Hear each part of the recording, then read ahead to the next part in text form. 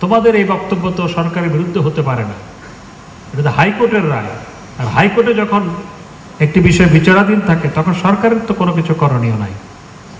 সুতরাং যারা এই রাজাকারের পক্ষে স্লোগান দিয়েছে, আমি মনে করি স্লোগানে নেতৃত্ব দিয়েছে, অন্তত যারা এই স্লোগানে নেতৃত্ব দিয়েছে আমি মনে করি তারা মুক্তিযুদ্ধের চেতনাকে ধারণ করে না। সুতরাং তাদেরকে চিহ্নিত করতে হবে, তাদের বিরুদ্ধে ব্যবস্থা গ্রহণ করতে হবে। আমি আওয়ামী লীগের নেতাকর্মীদের অনুরোধ জানাবো যে নির্বাচন ভণ্ডুল করার চেষ্টা ছিল, নির্বাচন পরবর্তী সময়ে সরকারের গ্রহণযোগ্যতা যাতে না হয় সে নিয়ে অপচেষ্টা ছিল।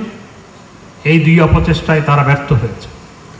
এখন মাঝে মধ্যে কোটার মধ্যে ঢুকে, মাঝে মধ্যে আপনার তেল গ্যাসের আন্দোলনের মধ্যে ঢুকে, অর্থাৎ তারা বিভিন্ন জায়গায় ঢুকে সরকারকে অস্থিতিশীল করার চেষ্টা করছে। আমরা ভোটের আগে আমরা রাজপথ পাহারা দিয়েছি, আমরা জয়লাভ করেছি বিধায় ঘরে বসে থাকার কোনো কারণ নেই। এখন দেশ পাহারা দিব, আমাদেরকে দেশ পাহারা দিতে হবে।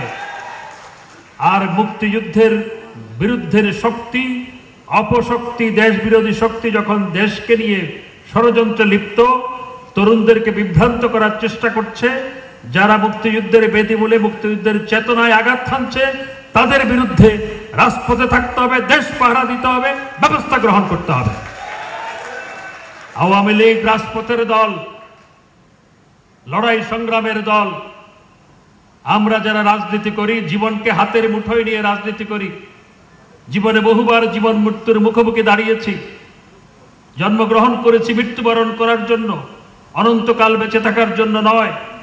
তাই আওয়ামী লীগের নেতাকর্মীদের বলবো, আমাদের নেত্রী শেখ হাসিনা বারবার মৃত্যু উপত্যকা থেকে ফিরে এসে যিনি দেশের মানুষের নেতৃত্ব দিয়েছেন, দ্বিধান্বিত হননি, বিচলিত হননি, আমাদের সেই নেত্রী। এবং বঙ্গবন্ধু বারবার ফাঁসির মঞ্চে দাঁড়িয়ে জীবনের জয়গান গেয়েছে।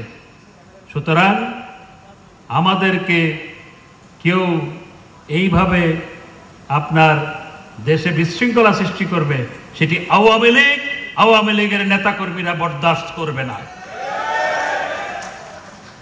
আমি আর কথা না বাড়িয়ে আপনাদের আয়োজনে